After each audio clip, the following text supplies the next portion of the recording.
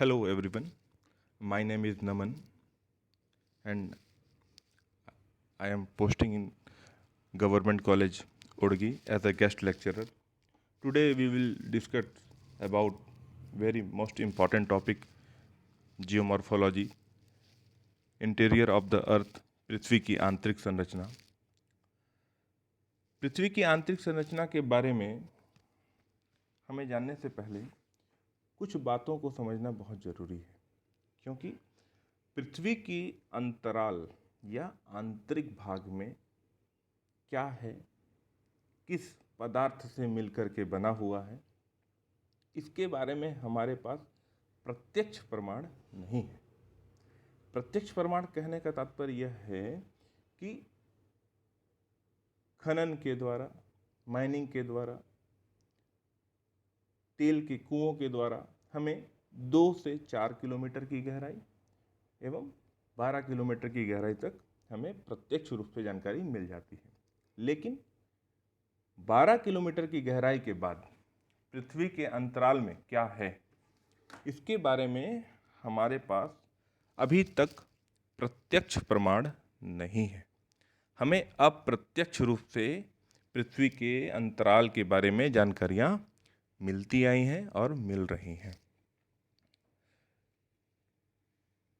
पृथ्वी की उत्पत्ति के संबंध में जितने भी सिद्धांत भूगोलवेत्ताओं ने दिए हैं, उन्होंने बताया है या उन सभी विद्वानों का मानना रहा है कि पृथ्वी शुरू से गर्म गैस का गोला थी जो अपने अक्ष पर तीव्र गति से क्या कर रही थी, भ्रमण कर रही थी।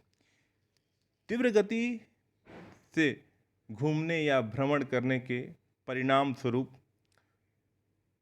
सघन गैस का जो संकेंद्रण था वो पृथ्वी के आंतरिक भाग में हो गया और हल्की गैसों का संकेंद्रण बाहरी भागों में हो गया। इस प्रकार हम कह सकते हैं जो पृथ्वी का आंतरिक भाग है वो भारी तथा सघन अवस्था में है और जो पृथ्वी का बाहरी भाग है वह हल्की एवं कम सघन अवस्था में है। यहाँ पर भारी और हल्की का तात्पर्य क्या है, इसको समझ लेते हैं हम। भारी कहने का मतलब होता है ऐसे पदार्थ, ऐसे तत्व, ऐसे एलिमेंट जो भारी होते हैं। किन की तुलना में? अन्य खनिजों की तुलना में। जैसे लोहा, लौह अयस्क जिसे कहते हैं, निकेल, फेरियम। हल्के तत्व क्या है? सिलिका है, एल्यूमिनियम है, मैग्नीशियम है। ये सारे तत्व हमारे जो हैं निकेल और लौह अयस्क की तुलना में क्या हैं? हल्के हैं। पृथ्वी की आंतरिक संरचना के संबंध में प्रथम प्रयास एडवर्ड स्वेस महोदय ने किया था। एडवर्ड स्वेस महोदय ने किया था। स्वेस ने पृथ्वी के आंतरिक भागों को चट्टानों की जो रासायनिक संरचना होती है उनमें होने वाले जो अंतर होते हैं के आधार पर क्या किया था? वर्गीकृत किया था। उन्होंने बताया कि जो पृथ्वी की संरचना है उसे हम मुख्य रूप से 3 भागों में क्या कर सकते हैं? वर्गीकृत कर सकते हैं। कौन कौन से वर्गीकृत किया उन्होंने? सबसे ऊपरी परत को उन्होंने बताया कि पृथ्वी की सबसे ऊपरी परत जो है वह सियाल से मिलकर बनी है। सियाल इट मीन्स SIAL, सियाल। जो पृथ्वी की मध्यवर्ती परत है वह सीमा से मिलकर के बनी हुई है, SIMA, सीमा। और जो पृथ्वी का केंद्रीय भाग है वह नीफे से मिलकर बना हुआ है। नीफे इट मीन्स NIFE, नीफे। इन्होंने इसका वर्गीकरण भी किया है।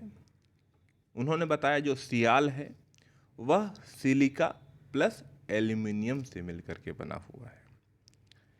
इस प्रकार की परत महाद्वीपों में जो मिलती है उससे निर्मित है, जिसमें ग्रेनाइट की प्रधानता है। ग्रेनाइट क्या है? एक प्रकार का खनिज है जो महाद्वीपीय जो परत है उनमें पाई जाती है। यह ठोस अवस्था में है। इसकी गहराई पृथ्वी की सतह से जब हम केंद्र की तरफ जाते हैं तो 30 से 50 किलोमीटर के डेप्थ में इस प्रकार की परत पाई जाती है। किस प्रकार की परत? सियाल प्रकार की परत। इसका औसत घनत्व कितना है? किसकी बात कर रहे हैं हम? सियाल के औसत घनत्व की बात कर रहे हैं। पृथ्वी के औसत घनत्व की बात अभी हम नहीं कर रहे हैं, उसके बाद बारे में आएंगे भी। जो सियाल का औसत घनत्व है वह 2.9 ग्राम पर सेंटीमीटर क्यूब है। ठीक है, ये सियाल की कुछ विशेषताएं हैं। फिर अगला आते हैं, देखते हैं सीमा के बारे में उन्होंने क्या कहा। सीमा महासागरीय प्लेटों को संबोधित करता है जो बेसाल्ट चट्टानों से मिलकर के क्या है, बना हुआ है। इसमें सिलिका और सिलिका और मैग्नीशियम की क्या है, प्रधानता है। यह परत तरल अवस्था में है। आपके मन में सवाल आ रहा होगा, पृथ्वी के मध्य भाग तरल अवस्था में है। मैं इसको एक्सप्लेन करूंगा आगे आने वाले समय में। इसको याद रखिएगा, जो पृथ्वी का मध्यवर्ती भाग है जो 100 से 2000 किलोमीटर की गहराई पर मिलता है, उसके कुछ हिस्से तरल अवस्था में है जिसे एस्थेनोस्फीयर्स कहा जाता है। मैं उस पर आऊंगा। जो इसका औसत घनत्व है वह 2.9 से 3.7 ग्राम पर क्यूबिक सेंटीमीटर स्क्वायर है। इसके बाद जो तीसरा था, पृथ्वी का केंद्रीय भाग जिसे हम नीफे कहते हैं, यह निकल और फेरियम से मिलकर के बना है। यह केंद्रीय भाग है जो ठोस अवस्था में है। इसकी गहराई, डेप्थ कितनी है? इसकी जो गहराई है वह 2000 किलोमीटर से लेकर के पृथ्वी के केंद्रीय भाग तक है। और इसका घनत्व कितना है? 11 से लेकर के 13 ग्राम पर सेंटीमीटर क्यूब तक है। हमने देखा कि पृथ्वी की सतह से जैसे जैसे हम उसके केंद्रीय भाग में जा रहे हैं तो इसका घनत्व क्या हो रहा है? बढ़ता जा रहा है।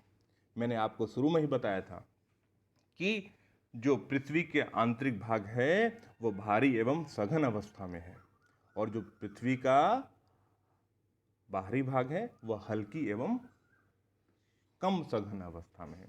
जो इस बात को प्रमाण कर रहा है कि जैसे जैसे हम पृथ्वी की सतह से केंद्र की तरफ जाते हैं तो घनत्व में क्या होती है? वृद्धि होने लगती है। ये सर्वप्रथम जो एडवर्ड स्विस महोदय थे उन्होंने प्रयास किया था पृथ्वी की आंतरिक संरचना को बताने के लिए। किसके अनुसार? जो चट्टानों में रासायनिक जो अंतर आता है ना, उसके आधार पर। दूसरा प्रयास इसमें आर्थर होम्स महोदय ने किया था। उन्होंने पृथ्वी की आंतरिक संरचना को 2 भागों में विभाजित किया था। उन्होंने बताया कि नहीं, पृथ्वी में 3 परत नहीं, 2 प्रकार की परत मिलती है। कौन कौन सी परत?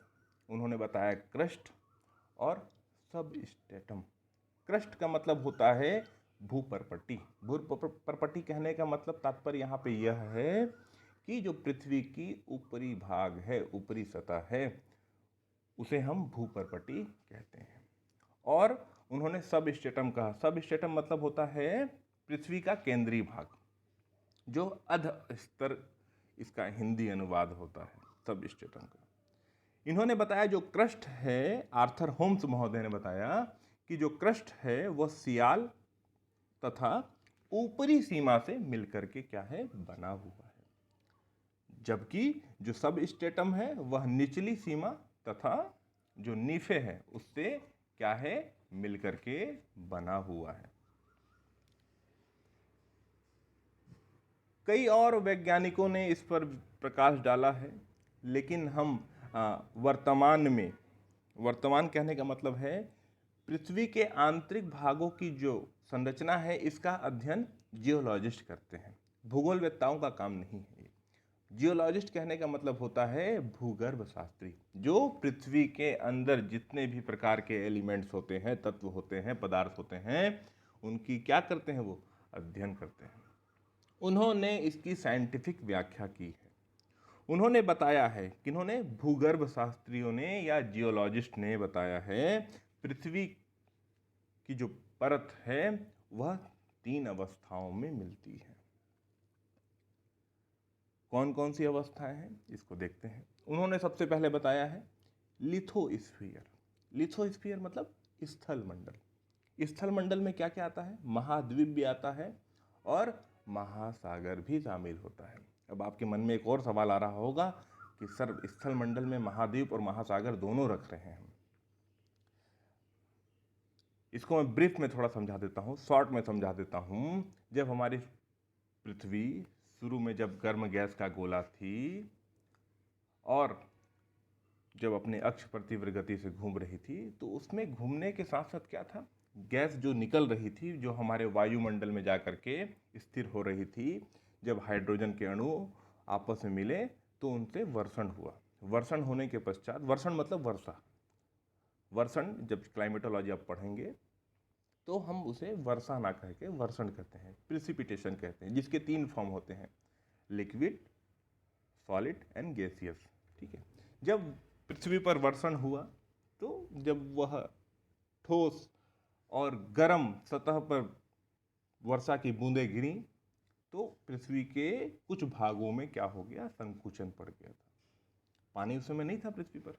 इन संकुचन के कारण कुछ भाग ऊपर उठ गए और कुछ भाग नीचे धंस गए। इन्हीं नीचे धंसे हुए भागों पर जब वर्षा का जल स्थिर हो गया तब महासागरों का क्या हुआ, निर्माण हुआ। लेकिन वह अभी भी क्या है, स्थल मंडल का ही भाग है ना। अगर आज आपको इतनी शक्ति दे दी जाए कि पानी को आप निकाल दो बाहर तो वहाँ स्थल मंडल ही बचेंगे, है ना। उसे हम क्या कहेंगे, स्थल मंडल ही कहेंगे, महासागर नहीं कहेंगे। स्थल मंडल के ऊपर महासागर स्थित है। ठीक है, तो वर्तमान भूगर्भ शास्त्रियों ने बताया है कि जो लिथोस्फीयर्स है स्थल मंडल है, वह जो है सिलिका प्लस एल्यूमिनियम का तो बना ही बना है। उसमें ग्रेनाइट, जो ग्रेनाइट चट्टान होती है उसकी प्रधानता है। इसका औसत घनत्व जो है वो 3.5 ग्राम पर सेंटीमीटर क्यूब है और इसकी गहराई पृथ्वी की सतह से 100 किलोमीटर तक है। इसके बाद उन्होंने दूसरी परत बताई जिसे बायोस्फीयर कहते हैं, हिंदी में इसे मिश्रित मंडल कहते हैं। और इन्होंने बताया कि जो संरचना है इनकी, यह बेसाल्ट की प्रधानता है इसमें। जो इसका औसत घनत्व है वह 5.6 ग्राम पर सेंटीमीटर क्यूब है और इसकी जो गहराई है, थिकनेस है, वह 100 किलोमीटर से लेकर के 2780 या 2780 किलोमीटर तक पाई जाती है। किसकी? मिश्रित मंडल की। उसके बाद इन्होंने तीसरी अवस्था बताई जो है बेरोस्फीयर या बायोस्फीयर कहते हैं, हिंदी में से गुरुमंडल कहते हैं। और उन्होंने बताया कि जो आयरन और जो निकल है, जिसमें लोहे के कंटेंट या मात्रा या तत्व की अधिकता होती है, उससे मिलकर के बना हुआ है। कौन सा? पृथ्वी का केंद्रीय भाग। इसका घनत्व कितना है? 8 से लेकर के 11 ग्राम पर सेंटीमीटर क्यूब। और इसकी गहराई कितनी है? 2780 से लेकर के पृथ्वी के केंद्रीय भाग तक। जो हम अभी वर्गीकरण कर रहे हैं, इसका वर्गीकरण जियोलॉजिस्ट ने किया, मैंने बता चुका हूं। जो बेस है international union of geodesy and geophysics. क्या होता है ये? अंतरराष्ट्रीय संघ है। जियोडेसी का मतलब होता है भूगणित और जियोफिजिक्स का मतलब होता है भूभौतिकी। ने जो भूकंपीय तरंगें होती हैं ना, उनके आधार पर इसका क्या किया गया है? वर्गीकरण किया गया है। आने वाले अगले वीडियो में मैं आपको क्रस्ट, मेंटल और कोर से रिलेटेड और भी चीज़ें बताऊंगा। वीडियो बड़ा हो जाएगा इसलिए मैं इसे छोटे में समाप्त करूंगा। ये पृथ्वी की आंतरिक संरचना के संबंध में पहला पार्ट रहेगा। इसमें कुछ और इम्पॉर्टेंट चीज़ें हैं, उसको मैं आज चर्चा कर रहा हूँ। जो हमारा कोर है, कोर कहने का मतलब होता है, या हम इसे एडवर्ड स्मिथ के अनुसार नीफे कह सकते हैं, जियोलॉजिस्ट के अनुसार इसे हम बैरोस्फीयर कह सकते हैं, और international union of geodesy and geophysics के अनुसार इसे हम कोर कह सकते हैं। कोर का मतलब ही होता है केंद्रीय भाग। जो हमारा केंद्रीय भाग है वह घूम रहा है, किसकी अपेक्षा? मेंटल की अपेक्षा। और जो हमारा मेंटल है वह भी घूम रहा है, किसकी अपेक्षा? क्रस्ट की अपेक्षा। आपके मन में सवाल आना चाहिए कि पृथ्वी का आंतरिक भाग घूम रहा है और हमें पता नहीं चला। अगले वीडियो में मैं इसको प्रूव करूंगा। इसको जानने के लिए मेरे साथ बने रहिएगा। आज के लिए इतना ही। धन्यवाद।